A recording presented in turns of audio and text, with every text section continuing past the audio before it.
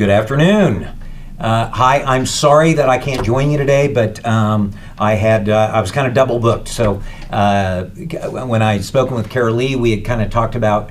I spoke to the Gen Ed committee last year at the beginning to kind of try to set the tone for the year, and she was like, "Hey, do you want to do this with curriculum committee?" And I know I've popped in and talked to the committee at the beginning of the year, but anyway, I've got faculty council tomorrow afternoon, and that's been on the books for a little while, so I thought it important that Dr. Illich and I keep that. And then I was like, hey, I might be able to use our recording studio that we have, where we have all the fancy stuff, and so I called Chris Cummins, and he was nice enough to come down here and help me out and shoot this. So that's why you're getting the tape message for today. But anyway, I just wanted to thank you for your service on this committee. It's really important, and also from my perspective, kind of tell you why it's so important. I hope most of you understand the value of the curriculum committee and your role on it,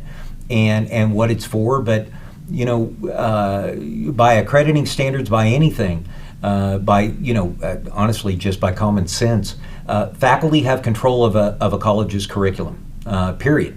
And a lot of times people see that more, or they might think that that's more prevalent at a university, but the truth is that's not the case. We're accredited by HLC just the same way that the university is.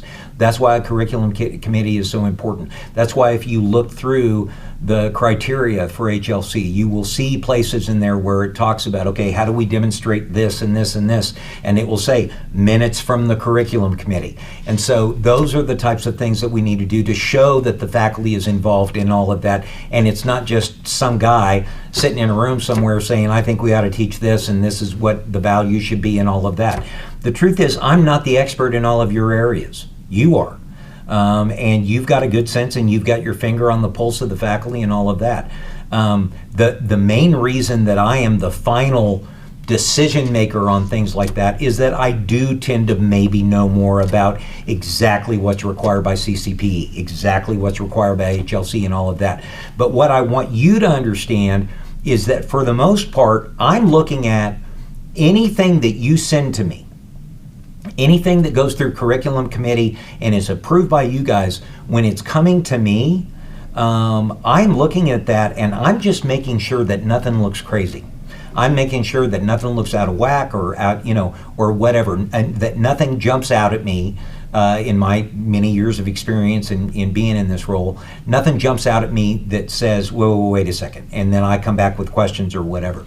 So, when you guys are looking at something, I'm assuming that you're taking a look and you're asking the really the pertinent questions.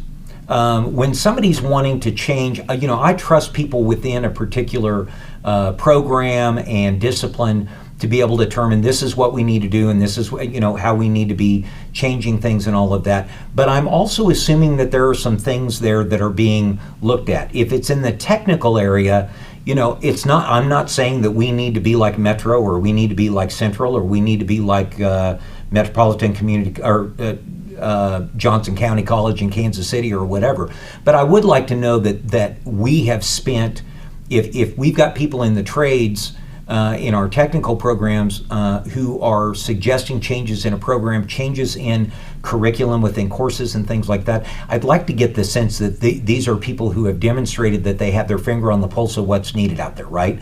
Or maybe that's, hey, we're doing this because this is what the folks in our WLTs, our workforce leadership teams, are telling us. So, on the technical side, I'm interested in that.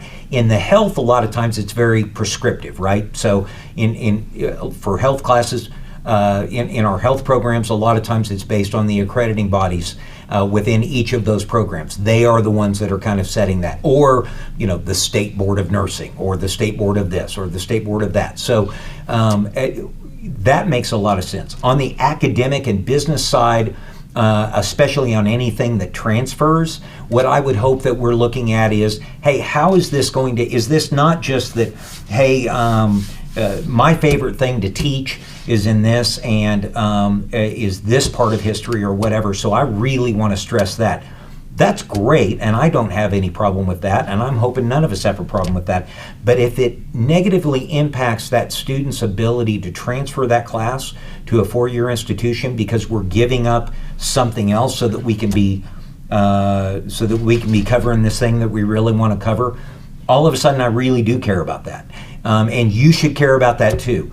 It's the same reason if somebody comes to you and they say, hey, I've got a program that's 62 hours and we want to add a class to it. It's going to make it 65. I'm not 100% opposed to that, but I need to understand why we're doing that. There needs to be really good justification as to why we would add a class. That's more time, that's more money. Why are we doing that to those students? Is it because they really are at a deficit when they transfer on? They really are at a deficit when they get that degree or they get that diploma or they get that certificate, and they're not able to do the things that they need to be able to do when they're out into the workforce? Is this something you've heard from business and industry? Those are all of the questions that I hope and I suspect that you all are asking when people bring things to you, to the curriculum committee. It can't just be for, and at the risk of making you mad, and I don't want to do that, and I don't want to get any defenses up, but it can't be for the benefit of the faculty members within the program. It can't be, hey, I don't feel like I want to make this thing, and this is more of a gen ed thing, but hey, I've got to make, everybody has their own ACFS class. That's fine, I guess, but then there are people that'll say, and we've already kind of, I think, compromised when it comes to that. We have a lot of programs that have their own ACFS class. I'm fine with that because it's not adding anything more. But people that are saying, hey, I've got a class over here and I want it to be in the place of a Jello 3 or a Jello 5 or whatever. I had this conversation with the Gen Ed committee, and I'm like, is that really okay? Because remember, the vast majority of our students who are transferring to UNL, and those are ACE requirements.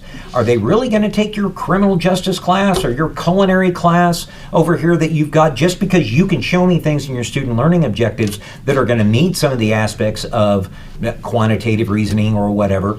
Is that really going to benefit that student? Are they going to get to UNL and UNL's going, no, absolutely not. Cooking math isn't going to work.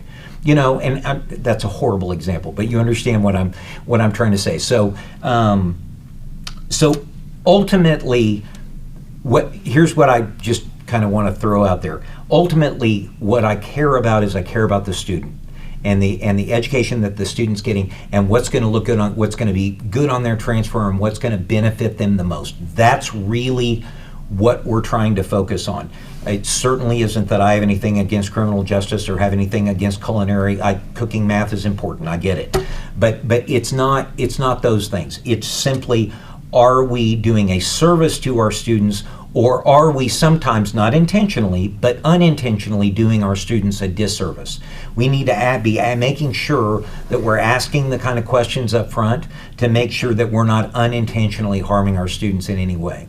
And so anyway, that's why you guys play such an important role. I cannot tell you how thankful I am and how grateful I am that you do what you do and you spend your time on this committee. It means a lot to the college. It means a lot to our students, and I really appreciate you. And if you have any follow-up questions for me, most of you know me well enough. I hope that you wouldn't be shy about doing that. So reach out to me, cell phone, email, text, whatever you want to do.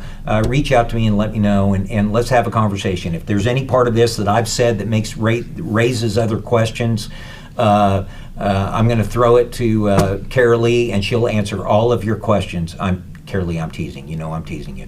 No, seriously, just reach out to me, and I'm happy to answer. And you all take care, and I'm sorry I missed the meeting, but have a good meeting.